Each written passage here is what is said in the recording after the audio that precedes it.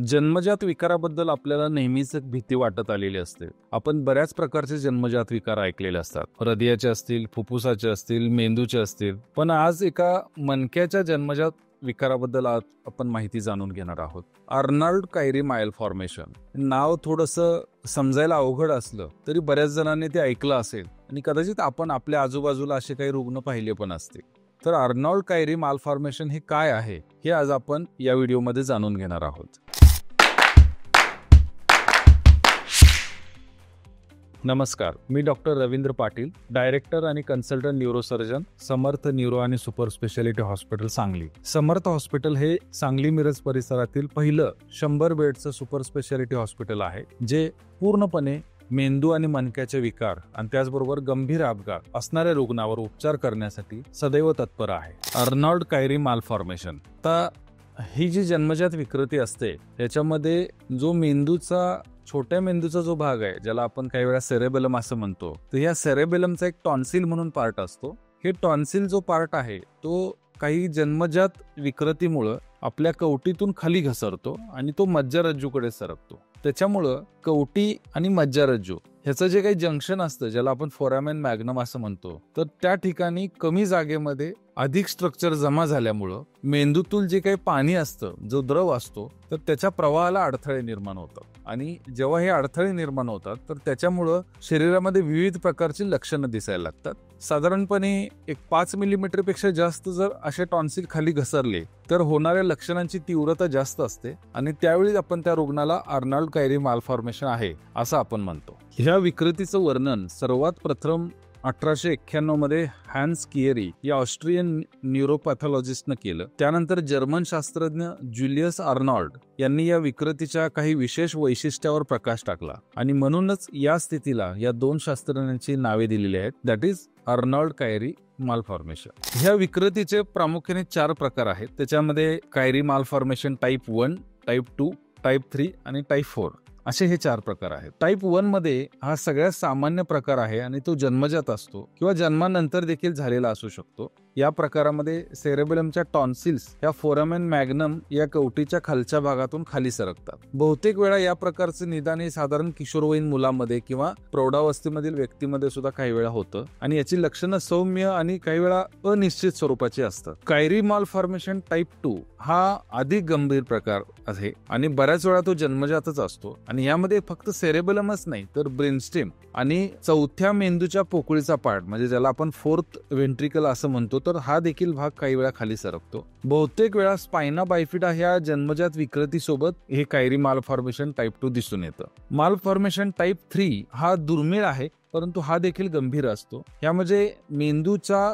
काही भाग हा कवटीच्या बाहेर येतो, ज्याला एनकेफेलोसील असं म्हणतात. जन्मजात असल्यामुळे हा प्रकार बहुतांश वेळा नवजात बाळामध्ये गंभीर आरोग्य समस्या निर्माण करतो. टाईप 4 हा जो प्रकार आहे हा अत्यंत दुर्मिळ आहे, ज्यामध्ये सेरेबेलम पूर्णपणे विकसित होत नाही आणि ह्या विकृतीने त्रस्त बहुतेक बाळं ही जन्म झाल्यानंतरच काही वेळामध्ये दगावतात. कायरी मालफॉर्मेशनची कारणे काय असू शकतात? कायरी मालफॉर्मेशन हे बऱ्याच कारणामुळे होऊ शकतं. बहुतांश केसेसमध्ये त्याचं कारण माहीत होत नाही, पण जी माहीत कारणं आहेत त्याच्यामध्ये खालील घटक जबाबदार असू शकतात. तर बऱ्याच वेळा ह्या गोष्टी अनुवंशिक असतात. त्याचबरोबर मातेला जर काही चुकीच्या पद्धतीची औषधं घेतली असतील किंवा कुठलं इन्फेक्शन झालं असेल, संसर्ग झाला असेल गर्भारपणामध्ये, तर बाळाला अशा पद्धतीचा त्रास होऊ शकतो. काही वेळेला हा आजार आहे तो जन्मजात दोष असू शकतो किंवा बऱ्याच वेळेला मेंदूतील जे पाणी किंवा द्रव असतो तर त्याचा अतिरिक्त प्रेशर निर्माण झालं तर त्याच्यामुळे सुद्धा कायरी मालफॉर्मेशनची डेव्हलपमेंट होऊ शकते. अर्नॉल्ड कायरी विकृतीची लक्षणं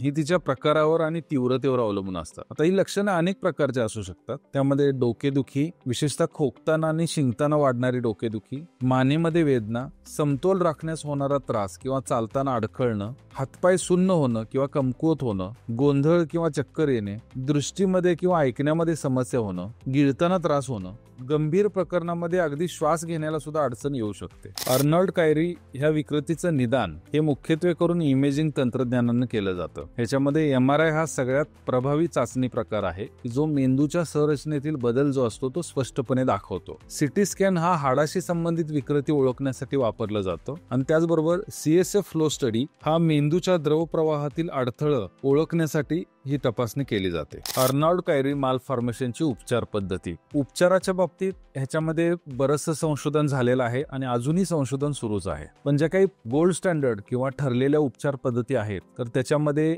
अगदी सौम्य लक्षणासाठी सुरुवातीला औषधं, फिजिओथेरपी या गोष्टींचा वापर केला जातो. त्याचबरोबर काही पुढे गेलेल्या केसेसमध्ये डिकॉम्प्रेशन सर्जरी करावी लागते. म्हणजे जिथं मेंदूची संरचना अशी आहे की मेंदूच्या छोट्या मेंदूवर किंवा सेरेबेलमवर प्रेशर पडते आणि त्यामुळे सिम्पटम्स डेव्हलप होत आहेत, तर तिथं कवटीचा काही भाग हा काढला जातो आणि त्या प्रेशरचं जे काही प्रमाण आहे ते तिथलं कमी करता येऊ शकतं. अजून एक उपचाराची पद्धती म्हणजे बऱ्याच वेळा वरच्या मणक्यामध्ये जर इन्स्टॅबिलिटी असेल, म्हणजे पहिल्या आणि दुसऱ्या मणक्यामध्ये, तर त्याच्यामध्ये फिक्सेशन करून सुद्धा अशा पद्धतीनं त्याचे उपचार करता येऊ शकतात. त्याचबरोबर जर ह्या द्रव पदार्थाच्या म्हणजे मेंदूच्या आजूबाजूला असणारं जे CSF आहे तर त्याच्या फ्लोला ऑब्स्ट्रक्शन झाल्यामुळे हायड्रोकॅफलस डेव्हलप झाला असेल, म्हणजे मेंदूतील पाण्याची पातळी वाढली असेल, तर काही वेळा शंट सर्जरी सुद्धा अशा केसेसमध्ये करावी लागते. तर अशी ही जी काही बरीचशी उपचार पद्धती आहे तर ह्याच्यामुळे रुग्णाच्या जीवनमानामध्ये बदल होतो, पुढची लक्षणं किंवा व्याधी टाळण्यास मदत होते.